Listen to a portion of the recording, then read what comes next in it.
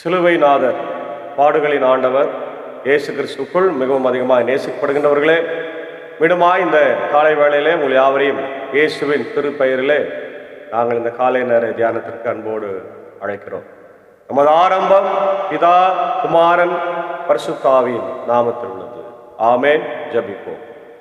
சர்வ வல்லமையும் மிகுந்த இரக்கமும் கிருபை நிறைந்த நல்ல ஆண்டவரே, எங்களுக்காக கல்வாரி சிலுவையை சுமந்து பாடுகளை ஏற்றுக்கொண்டு மரித்து உயிர் தெழுந்தவரே, தூய ஆவியானவரே, வார்த்தையானவரே, உம்மை ஸ்தோத்திரிக்கிறோம். இந்த காலை நேரத்தில் உம்முடைய பிள்ளைகளாகி நாங்கள் இந்த தியானத்தின் வழியாக இந்த வார்த்தைகளை கேட்டு ஆசீர்வதிக்கப்படவும், உம்முடைய ஆண்டவரே பிள்ளைகளாக இந்த உலகத்தில் சாட்சி கொடுக்கவும் கர்த்தர் கிருபை தார். இந்த ஒரு சிந்தி காலத்தில் உம்முடைய பாடுகளை குறித்து அதிகமாய் தியானிக்கவும், எங்கள் வாழ்க்கையை நாங்கள் மாற்றிக்கொள்ள உம்முடைய தூய ஆவியானவரையும் ஆண்டவரே உடைய வார்த்தையை எங்களுக்கு தர வேண்டுமா ஜெபிக்கும். இப்பொழுதும் இந்த வார்த்தைகளை ஆண்டவர் ஆசீர்வதிப்பீராக.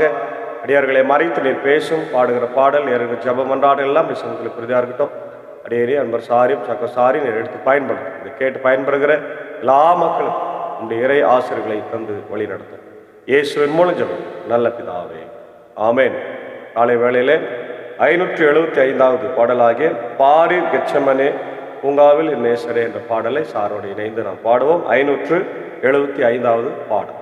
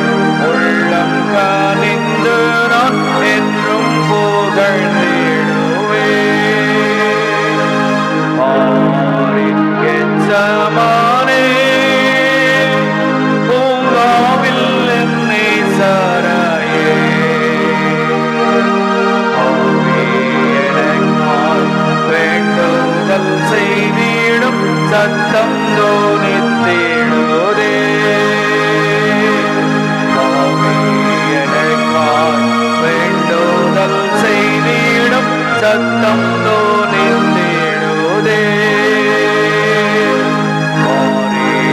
கெத்செமனே.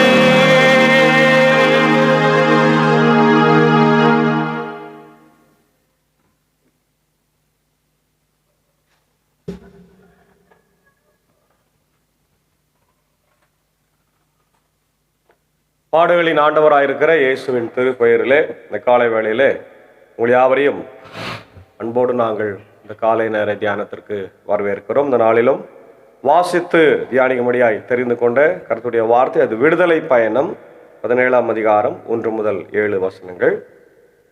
யாத்திராகமம் 17ஆம் அதிகாரம் 1 முதல் 7. இதனுடைய பின்னணியை நம்ம அறிந்து கொள்வது நல்லது. இஸ்ரேல் மக்கள் எகிப்திலிருந்து புறப்பட்டு வெளியேறி கானான் தேசத்தை நோக்கி சென்ற பயணத்தில் ஒரு முக்கியமான கட்டத்தை இது பதிவு செய்திருக்கிறது. இதன் வரலாறு மற்றும் சூழல் பின்னணியை நாம் பார்க்கும்போது நிலப்பரப்புக்கு வராங்க. இஸ்ரவேல் மக்கள் வழிநடுக மலை, காடு, பாலைவனம் எல்லாம் மாறி மாறி அவங்க டிராவல் பண்ணி அந்த 40 வருஷம் வராங்க. நமக்கு தெரியும். நிலப்பரப்பு என்பது ரெவித்தீம் என்கின்ற ஒரு இடத்துல தங்குறாங்க இஸ்ரேலர்கள். சீன் வனாந்தரத்தில் இருந்து புறப்பட்டு ரெவித்தீம் என்ற இடத்தில் முகாமிட்டார்கள். இது சீனாய் மலைக்கு மிக அருகில் உள்ள ஒரு பகுதி. இப்பகுதி வறண்ட பாறைகள் நிறைந்த பாலைவனமாகும். இங்கு தண்ணீர் தட்டுப்பாட்டு என்பது வாழ்வா சாவா என்று போராட்டமாய் இருந்தது. 2 முக்கிய நிகழ்வுகள் இந்த அதிகாரத்தில் நடக்கின்றது. ஒன்று, பாறையிலிருந்து தண்ணீர், மெரிபா மற்றும் மாசா. மக்களுக்கு குடிக்க தண்ணீர் இல்லாதால் மக்கள் மோசேயிடம் முறையிட்டனர். இது வெறும் தாகம் மட்டுமல்ல, மோசேயின் தலைமுக்கு வந்த ஒரு மிகப்பெரிய சவால். இதனுடைய விளைவு என்னன்னா, கடவுளின் கட்டளைப்படி மோசே ஓரேபில் உள்ள ஒரு கண்மலையை, பாறையை கோலால் அடித்தார். அதிலிருந்து தண்ணீர் புறப்பட்டு வந்தது. அதனால இஸ்ரவேல் மக்களை அந்த இடத்துல சோதித்ததுக்கு மாசா சோதனை என்றும், அவர்கள் வாக்குவாதம் செய்ததுனால மெரிபா என்றும், அதாவது சண்டையிட்டாங்க. வாக்குவாதம், சண்டை, சோதனை இதெல்லாங்க. அதனால அதுக்கு மெரிபா மாசா என்று பெயரிடப்பட்டது. அதே போல அமலேக்கர்களோட போர் செய்து இஸ்ரவேலர்கள் எகிப்தில் விட்டு புறப்பட்டு வருகிற போது அங்கே அவர்கள் வெற்றி பெற்றார்கள். அப்போ ஏசாவின் பேரன் அமலேக்கின் வெளிவந்தவர்கள். அவர்கள் பாலைவனத்தில் அலைந்து திரியும் நாடோடி பழங்குடியினர். அமலேக்கியர்கள் பின் வரிசையில் பலவீனமாய் வந்தவர்களை தாக்கி வெற்றி. யோசுவா போர்க்களத்தில் வழிநடத்த மோசே மலை உச்சியில் கைகளை உயர்த்தி பிடித்தார், ஜெபித்தார். மோசேயின் கைகள் உயர்த்தப்பட்டிருந்த நேரம் அவர்கள் வென்றார்கள். ஆரோனும் ஊரும் அவர்களை தாங்கி பிடித்தார்கள். அதனால இதற்கு பேர் வரலாற்று முக்கியத்துவம் நிறைந்த ஒரு பேரு, யெகோவா நிசி. போர் வெற்றிக்கு பிறகு மோசே ஒரு பலிபீடத்தை கட்டி அதற்கு யெகோவா நிசி என்று பெயரிட்டார். அதே போல பைபிள்ல யோசுவாவினுடைய ஒரு இன்ட்ரோடக்ஷன் இங்கே தான் வருகிறது. இப்போ இதெல்லாம் இந்த பகுதியில் இருக்கிறத நம்ம பார்க்க முடிகிறது. முக்கியமாக இஸ்ரேல் மக்களுடைய கூட்டமைப்பினர் அனைவரும் ஆண்டவர் குறித்திருந்த ஒழுங்கின்படி சீன் பாலை நிலத்திலிருந்து பயணத்தை தொடர்ந்தார்கள். அப்போ அவர்கள் ரெபிதீம் என்ற அந்த பகுதிக்கு, அதாவது ஒரு சாதாரண ஒரு இடம், அது ஒரு தரை, புல் தரையாக இருக்கிறது. அதனால அந்த பகுதிக்கு வராங்க. மக்களின் வனாந்தர பயணத்தில் விசுவாசத்திற்கும் முறுமுறுப்புக்கும் இடையிலான போராட்டத்தை இந்த பகுதி விவரிக்கிறது நம்ம பார்க்கிறோம். வனாந்தரத்தின் தாகமும் கண்மலையின் தண்ணீரும். இப்போ மக்கள் எகிப்திலிருந்து விடுதலையாகி கானான் தேசத்தை நோக்கி பயணிக்கிறார்கள். மாறாவின் கசப்பான தண்ணீரை ஆண்டவர் இனிப்பாய் மாற்றினார். வானத்திலிருந்து மன்னாவை பொழிந்தார். இத்தனை அற்புதங்களை அவர்கள் கண்ட பிறகும் ஆண்டவர் என்ன பண்றாங்க, இந்த இடத்துல சோதிக்கிறாங்க, மோசையோடு சண்டையிடுறாங்க. அதை பார்க்குறோம் பாருங்க. ரெபிதீம் வந்த போது அங்கு பாலை மருங்கினார்கள். மக்கள் குடிக்க அங்கே தண்ணீர் இல்லை. அதனால மக்கள் மோசையிடம் வாதாடி, குடிக்க எங்களுக்கு தண்ணீர் கொடும் என்று கேட்டார்கள். மோசே அவர்களை நோக்கி, நீங்கள் என்னோடு வாதாடுவது ஏன்? ஆண்டவர் ஏன் சோதிக்கிறீர்கள் என்றார். அங்கு தண்ணீர் இன்றி தவித்ததால் மக்கள் மோசையை எதிர்த்து முறுமுறுத்து, நீர் எகிப்திலிருந்து எங்களை வெளியேற செய்தது எங்களையும் எங்கள் பிள்ளைகளையும் கால்நடைகளையும் தாகத்தால் சாகடிக்குவா என்று கேட்டார்கள். அதாவது எப்போ பார்த்தாலும் ரொம்ப கோபமாக பேசுவாங்க. அதே நேரத்தில் மோசையை கேவலமாக பேசுவாங்க.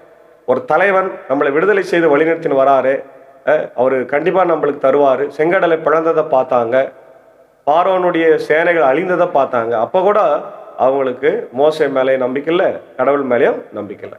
எப்போ பார்த்தாலும் சோறு சோறு தண்ணி தண்ணி, இதுதான் அவங்களுடைய எண்ணமாகவே இருந்தது. இப்போ இன்றைக்கி நம்முடைய வாழ்க்கையில் கூட நித்திய ஜீவன், போன வாரம் நம்ம பார்த்த சண்டே, நித்திய ஜீவனை தேடி நிக்கதேமு வரார். நிறைய பணம் இருந்தது, சொத்து இருந்தது, சனகரீம் சங்கத்தினுடைய தலைவராக இருந்தார், ஐஸ்வர்யவனாக இருந்தார், போதகராக இருந்தார். அதெல்லாம் வச்சு நான் வாழ்ந்துட்டுக்கலான்னு இல்லையே அவர். ஆண்டவர் தேடி வரார். இதெல்லாம் நிலையானது அல்ல, இதில் எனக்கு மகிழ்ச்சி இல்லை. நித்திய ஜீவன், பரலோக வாழ்க்கை, ஆண்டவர் எனக்கு கொடுக்குற வாழ்வு தான் எனக்கு மிக முக்கியம் என்பதை உணர்ந்து அவன் தேடி வரான், அதை பெற்றுக்கொள்ளுகிறான். ஆமென், அல்லேலூயா. அதே போல இவங்க ஆண்டவர் கொடுக்கிற அழகான ஒரு வாழ்க்கை, அடிமைதன வாழ்க்கையிலிருந்து அவங்க ஆசீர்வாதமான கானான் தேசத்துக்கு போறாங்க. அந்த தேசத்துல என் பிள்ளைகள் ஆசீர்வாதமா வாழ போறாங்கன்ற எண்ணம் இல்லாம சோறை கொடு தண்ணியை கொடுன்னு சண்டை போட்டுனே இருக்கிறாங்க. இது மோசேக்கும் ஆண்டவருக்கும் மிகப்பெரிய கடுப்பை உண்டாக்கு. சரியா, இன்னைக்கு சொல்றாங்க, என்ன சார் கடுப்பேத்துறீங்களே? அந்த மாதிரி கடவுளுக்கே கடுப்பேத்துகிற ஒரு நிகழ்ச்சி தான் இந்த நிகழ்ச்சி. அப்போ மோசே கேட்கிறார், மோசே ஆண்டவரிடம், இந்த மக்களோடு நான் என்ன செய்வேன்? இன்னும் கொஞ்சம் போனால் என் மேல் கல்லெறிவார்களே என்று கதறினார். ஆண்டவர் மோசேயிடம், இஸ்ரேல் தலைவர்கள் சிலரை உன்னோடு அழைத்து கொண்டு மக்களுக்கு முன் செல், நைல் நதியை அடித்து உன் கோலையும் கையில் எடுத்து கொண்டு போ. இதோ நான் அங்கே ஓரபில உள்ள பாறையில் உனக்கு முன் நிற்பேன், நீ பாறையை அடி, மக்கள் குடிக்க அதிலிருந்து தண்ணீர் புறப்படும் என்றார். இஸ்ரேல் தலைவர்கள் காண மோசே அவ்வாறே செய்தார். இஸ்ரேல் மக்கள் அங்கு வாதாடியதாலும் ஆண்டவர் தம்மோடு இருக்கிறாரா இல்லையா என்று சோதித்ததாலும் அவ்விடம் மாசா என்றும் மெரிபா என்றும் பெயர் அழைக்கப்பட்டது. மாசா என்று சொன்னால் வாதாடுவது, மெரிபா என்று சொன்னால் சண்டையிடுவது என்று அர்த்தம். அன்பான தேவ பிள்ளைகளை, இன்னைக்கு நிறைய நேரத்தில் நாமும் கூட நம்முடைய வாழ்க்கையில் வருகிற சின்ன சின்ன பிரச்சனை, சின்ன சின்ன காரணங்களுக்காக ஆண்டவரிடத்துல வாதாடுகிறோம், ஆண்டவரிடத்துல முறுமுறுக்கிறவர்களாய் இருக்கு. இந்த வாதாடுவதும் முறுமுறுக்கிறது யாருடைய குணம்னா பிசாசுனுடைய குணம். லூசிஃபர் கடவுளுடைய சமூகத்திலிருந்து தள்ளப்படுவதற்கான முக்கிய காரணமே அவன் கடவுளோடு வாதாடினான், கடவுளோடு சண்டையிட்டான். நான் உன்னோட பெரியவன், நான் உனக்கு மேலானவன், எனக்கு அதிகாரம் இருக்குது, அப்படி இப்படின்னு சொன்னதுனால தான் ஆண்டவர் அவனையும் அவங்களோட இருந்த அந்த 25% அந்த தீர்க்க தேவ தூதர்களையும் பாதாளத்துக்கு அனுப்பினார் என்று வேதம் சொல்லுங்க. 100%, 25% தேவ தூதர்கள் தான் இன்றைக்கு என்னவா மாறி இருக்கிறாங்க, பிசாசா மாறிக்கிறாங்க, கடவுளோடு இருந்தவர்கள் தான். காரணம் என்னன்னா முறுமுறுக்கிறது, அது கடவுளுக்கு விரோதமான செயல். பிரியமான தேவனுடைய பிள்ளைகள், நம்முடைய வாழ்க்கையில கூட ஆண்டவருக்கு தெரியும் என்ன தரணும் என்ன தரக்கூடாது, எப்போ தரணும், எந்த நேரத்தில் தரணும் எல்லாம் தெரியும். நீங்க கேட்க வேண்டியது, ஆண்டவரே அன்றன்று வேண்டிய ஆகாரத்தை எனக்கு தாருன்னு கேட்டு ஜெபம் பண்ணு, அவ்வளவுதான், அது போதும். அவர் எல்லாவற்றையும் பார்த்து கொள்வார். கூப்பிடுகிற காக்கைக்கும் குஞ்சுகளுக்கும் உணவு கொடுக்கிற ஆண்டவர், எலியாவை போஷித்த ஆண்டவர், காகத்தினால போஷித்த ஆண்டவர் நிச்சயமா நம்மளையும் போஷிப்பார். அதான் அங்க பார்க்கணும், தேவனுடைய வழிநடத்துதலையும் மனிதனின் முறுமுறு, தேவன் அவர்களை வழிநடத்தி வந்த இடத்திலேயே தாகம் ஏற்படுகிறது. இது நம் வாழ்க்கையில சில பாடங்களை கற்பிக்கிறது. கட்டளைப்படி பயணம், மக்கள் கர்த்தருடைய கட்டளையின்படி பிரயாணம் பண்ணினார்கள், ஆனாலும் அங்கே தண்ணீர் இல்லை. கடவுளுடைய வழியில் நடப்பவர்களுக்கும் சோதனைகள் வரும். இன்னைக்கு முக்கியமா ஆண்டவருடைய பிள்ளைகளுக்கு தான் அதிகமான சோதனை. உலக பிரகாரமாய் வாழ்ற மக்களுக்கெல்லாம் சோதனையே வராது, ஏன்னா அவங்க உலகத்தின் பிள்ளைகளா வாழ்றாங்க, பணம் பதவி இல்லையா, கடவுளுக்கு விரோதமான காரியங்களை செய்யும். ஆனால் கடவுளுடைய பிள்ளைகள், கடவுளுடைய வார்த்தைக்கு செவி கொடுத்து கீழ்ப்படிந்து வாழுகிற பிள்ளைகளுக்கு அதிகமான சோதனை வரும். நம்ம சொல்லுவோம், என்னாண்டவரே சர்ச்சைக்கு போறேன், இதெல்லாம் செய்யறேன், காணி கொடுக்குறேன், ஜபம் பண்றேன், ஊழியம் பண்றேன், ஆனாலும் எனக்கு சோதனை. அது கடவுளுடைய பிள்ளைகளுக்கு வந்துதான் ஆகும். அதான் ஆண்டவரே சொல்றார், தேவன் செய்த முந்தைய அற்புதங்களை மக்கள் மறந்து போனார்கள் இல்லையா. முறுமுறு தாகம் வந்த போது ஜெபிப்பதற்கு பதிலாக மோசையோடு வாக்குவாதம் பண்ணாங்க. நம்முடைய வாழ்க்கையில கூட குறைவு வந்தா முதல்ல கடவுளை நோக்கி பார்க்கணும் இல்லையா. நம்ம என்ன பண்றோம், அதை விட்டு சண்டை போடணும், அது இல்லை. ரெண்டாவது பாருங்க, மோசேயின் மன்றாட்டும் கர்த்தரின் தீர்வு. தலைவன் நெருக்கப்படும் போது எங்கே செல்ல வேண்டும் என்பதற்கு மோசே ஒரு சிறந்த உதாரணம். கர்த்தரை நோக்கி கூப்பிடுகிறார். கல்லெறிந்த மக்கள் கல்லெறிய பார்த்த போது மோசே கர்த்தரிடம் சரணடைந்தார். அடிப்பட்ட கண்மலை. கர்த்தர் மோசேயிடம், நீ உன் கையில் இருக்கிற கோலை பிடித்து கண்மலையை அடி என்றார். அதிசய தண்ணீர் கண்மலை அடிக்கப்பட்ட போது அதிலிருந்து தண்ணீர் புறப்பட்டது. இது கிறிஸ்துவுக்கு நிழலாட்டமாய் இருக்கிறது. 1 கொரிந்தியர் 10:4. இயேசு நமக்காக கல்வாரி சிலுவையில் அடிக்கப்பட்ட போது அவருடைய ரத்தம் பீறிட்டு வந்தது. அதை யாரெல்லாம் விசுவாசித்தார்களோ அதெல்லாம் நம்பினார்களோ அவங்க எல்லாருக்கும் ரட்சிப்பு உண்டானது. ஹல்லேலூயா, பிரைஸ் தி லார்ட். அதான் நம்ம பார்க்குறோம். அந்த இடத்துக்கு பேர் என்னன்னா மாசா மெரிபா. அது என்னன்னா சோதனையின் பேர். அந்த இடத்திற்கு மோசே சூட்டிய பெயர்கள் இஸ்ரவேலரின் ஆவிக்குரிய நிலையை காட்டுகிறது. மாசா சோதனை என்ற அர்த்தம். கர்த்தர் நம்மிடம் இருக்கிறாரா என்று அவர்கள் சோதித்தார்கள். மெரிபா என்று சொன்னால் வாக்குவாதம் நிறைந்த ஒரு இடமாக இருக்குது. இன்னைக்கு நம்முடைய வாழ்க்கையில கூட ரெவித்தீம் என்ற அந்த பாலைவனத்தில் ஏற்பட்ட அந்த வறண்ட நிலையை கூட நம்முடைய வாழ்க்கையில கூட இருக்கலாம். அதனால அந்த நேரத்துல நம்ம சண்டை போடாம சோர்ந்து போகாம ஆண்டவரை நோக்கி மட்டும்தான் நம்ம பார்க்கணும். மனிதனை நம்ம முறுமுறுத்துக்கிறது சண்டை போறதெல்லாம் அவசியமே இல்லை. ஆண்டவரை நோக்கி பாருங்க. உங்களுடைய வாழ்க்கையில எல்லா கஷ்டங்களும் தீரும், பிரச்சனைகளும் தீரும். எந்த பிரச்சனைக்கும் தீர்வு தருகிறவர் அவர் தான், மனுஷன் கிடையாது. மனுஷன் கிடையாது. மோசே கூட தலைவன் தான், ஆனா அவனால தீர்க்க முடியல. அவனே அழுறான், ஆண்டவரை என்ன மக்கள் இவங்க என்னை தொந்தரவு பண்றாங்களே. இப்போ ஆண்டவர் தான் தீர்வு கொடுக்குறார். இப்போ எல்லா பிரச்சனைக்கும் நமக்கு தீர்வு ஆண்டவர் தான். அவர்கிட்ட போவோம். நமக்காக அடிக்கப்பட்ட கண்மலை, நமக்காக ரத்தம் சிந்தன கண்மலை, நம்முடைய பாவங்கள் அக்கிரமங்களை ஒரு விஷயம் கூட அவர் சுமந்திருக்கிறார் என்பதை நீங்கள் நினைத்து பார்த்து இந்த காலை நேரத்துல ஆண்டவருடைய செல்வம், ஆண்டவர் நம்முடைய பாவங்களை அக்கிரமங்களை மன்னித்து புது வாழ்வை தந்து நம்முடைய தாகத்தை தீர்த்து உலக பிரகாரமான எல்லா கஷ்டங்களை அவர் மாற்றி நம்மை ஆசீர்வதித்து காப்பாராக. ஆமென். ஜெபிப்போம். சர்வ வல்லமையும் மிகுந்த இரக்கமும் கிருபை நிறைந்த நல்ல ஆண்டவரே, காலை வேலைக்காக நன்றி செலுத்துகிறோம். இதோ என்னுடைய வாழ்க்கையில ஆண்டவர் ரெவித்தீம் போன்ற பாலைவனம் வரலாம், பசி வரலாம், பஞ்சம் வரலாம், பட்னி வரலாம், தாகம் வரலாம். ஆனாலும் கூட உம்மை நாங்கள் விட்டு விலகாமல், முறுமுறுக்காமல், சோதிக்காமல், கர்த்தர் எங்களோடு இருக்கிறாரா என்று சோதிக்காமல், எங்களுக்கு தண்ணீர் இல்லையே என்று சொல்லி முறுமுறுக்காமல், ஆண்டவரே நாங்கள் உண்மையே நம்பி நாங்கள் வந்து உம்முடைய ஆசீர்வாதங்களை பெற்றுக்கொள்ள கிருபை தார். இந்த காலை நேரத்துல அவசர ஜெபமாக ஈரானுக்காகவும், ஆண்டவரே இதோ ஈரானை சுற்றி இருக்கின்ற அரபு எமிரேட்ஸ், இஸ்ரேல், அமெரிக்கா தேசங்களுக்காக ஜெபிக்கிறோம். ஆண்டவரை போர் மிக பயங்கரமாய் மூண்டு கொண்டிருக்கிறது. அங்க இருக்கிற எல்லா மக்களும் மரித்து கொண்டிருக்கிறாங்க. நேற்று தினத்துல பார்த்தோம், குழந்தைகள் மேல குண்டு போடுதல ஒரே நேரத்தில் 555 பேர் இறந்து போயிருக்கிறாங்க குழந்தைகள். ஆண்டவரே மற்ற இடங்கள் எல்லாம் ஆண்டவரே மக்கள் பாதிக்கப்படுகிறதை பார்க்கிறோம். இஸ்ரேலும் அமெரிக்காவும் சேர்ந்து ஈரான் மேல தொடுத்திருக்கிற இந்த போர் மிகவும் அபாயகரமானது. இது ஒரு மிகப்பெரிய போராய் மாறுவதற்கு வாய்ப்பு இருக்கிறது. ஆகவே தயவு கூர்ந்த ஆண்டவரே இந்த போரை நிறுத்துவதற்கு இந்த 2 நாட்டு தலைவர்களும் உட்கார்ந்து பேசி நல்ல ஒரு தீர்வு எடுக்க ஆண்டவரே நீர் கிருபை தர வேண்டுமா நாங்கள் கெஞ்சி மன்றாடுகிறோம். காலை நேரத்துல நீரோடு நாள் அந்த மக்களுக்காக நாங்கள் ஜபிக்கிறோம் ராஜா. ஆமா ஆண்டவரே, எங்கள் மக்கள் எல்லாம் அங்கே இருக்கிறாங்க, தமிழ் மக்கள், ஆண்டவர் இந்தியாவுடைய மக்கள் இருக்கிறாங்க, கண்ணோக்கி பார், மற்ற எல்லா மக்களும் அங்கே இருக்கிறாங்க. அவர்கள் எல்லாரும் பாதுகாக்கப்பட வேண்டுமா நாங்கள் ஜபிக்கிறோம். தொடர்ந்து ஆண்டவரே இந்த காலை நேரத்துல இந்த ஊழியத்தில் எங்களோடு இருக்கிற என்னுடைய அன்பர் சாரியம், ஏஞ்சக்காவியம், அன்பான பிள்ளைகள், மாத்தால் மரியாளியும், அன்புக்குரிய சாகசாரியம், டீச்சரையும், மடியனையும், குடும்பத்தாரை ஆசீர்வதியை எடுத்து பயன்படுத்தி வருவதற்காக ஸ்தோத்திரம்.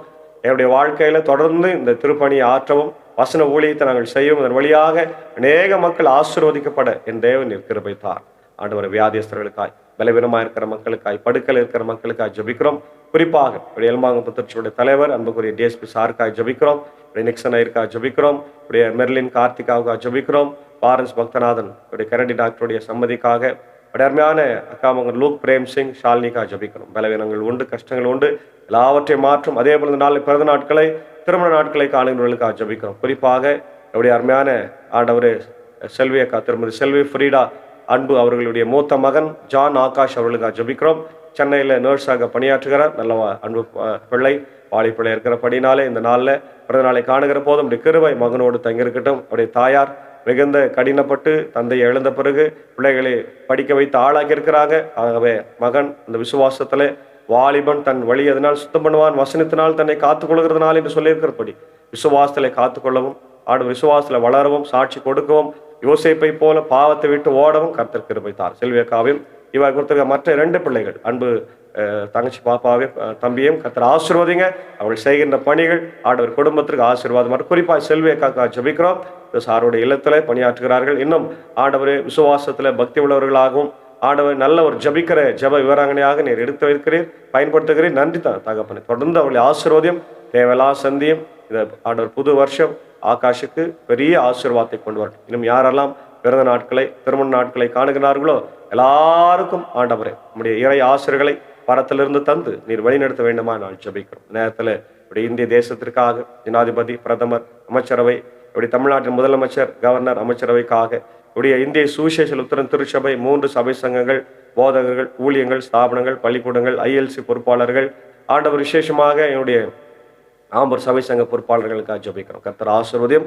குறிப்பாக இந்த நாளிலே என்னுடைய அருமையான ஐஎல்ஸுடைய வைஸ் பிரசிடென்ட் கண்கடையில் உத்திரன் திருச்சியுடைய ஆயர் அருள் திரு குமணன் ஐயருக்காக அவருடைய குடும்பத்திற்காக ஜெபிக்கிறோம். விசேஷமாக அவருடைய அன்பு தாயாரை நினைவு கூறுகிறோம். கடந்த வருஷத்தில் இதே நாளிலே அவர்களை விட்டு கடன் சென்றார்கள். இன்றைக்கு பெங்களூரில் நடைபெறுகிற அந்த 1ஆம் ஆண்டு நன்றி செலுத்துகிற வழிபாட்டில் ஆண்டவர் எல்லா ஆயர்களும் கலந்து கொண்டு அவளை ஆற்றுப்படுத்தவும், சொந்த மக்கள் ஆண்டவர் குடும்பத்தின் மக்களை ஆற்றுப்படுத்த கிருபை தார். தொடர்ந்து இந்த நாளிலே ஆண்டவர் எங்கள் குழுவை நீர் எடுத்து பயன்படுத்தும். இதை கேட்டு பயன்பெறுகிற எல்லா மக்களுக்கும் உடைய இறை ஆசைகளை தந்து வழிநடத்தும். அடியில் பணியாற்றுகிற பாப்பனப்பள்ளி, ஆடவர், மின்னூர், வடகரை, மேல்சானம், திருச்சபைகள் குடும்பங்களை ஆசீர்வதியும். குறிப்பாய் பாப்பனப்பள்ளி சபைக்காக ஜெபிக்கிறோம். ஆண்டவரே, திருச்சபை கட்டுமான பணிகள் நிறைய இருக்கிறது. அதனுடைய தேவைகளை தேவன் பணத்திலிருந்து சந்திக்க வேண்டுமா ஜெபிக்கிறோம். நீர் பொறுப்பேற்றுக்கொள்ளும் ஆசீர்வாதம். இந்த நாளுடைய எல்லா பணிகளையும் பயணங்களையும் ஆண்டவர் இன்னைக்கு நடைபெறுகிற செர்மன் ஸ்டடியை கூட ஆசீர்வதிங்க. அநேக போதக பிதாக்கள், அநேக மக்கள் வந்து கலந்து கொண்டு இந்த ஒற்றுமையை காத்துக்கொள்ள கர்த்தர் கிருபை தார். துதி கன மகிமை உமக்கே செலுத்துகிறோம். பாடுகளின் ஆண்டவர் ரட்சகருமாயிருக்கிற இயேசுவின் மூலம் ஜெபிக்கிறோம். ஜெபம் கேளும் நல்ல பிதாவே, ஆமென். எல்லாம் வல்ல தந்தை, மகன், தூய ஆவியின் ஆசைகள் நாளிலே நம்முடையரோடு இருப்பதாக. ஆமென். God plus.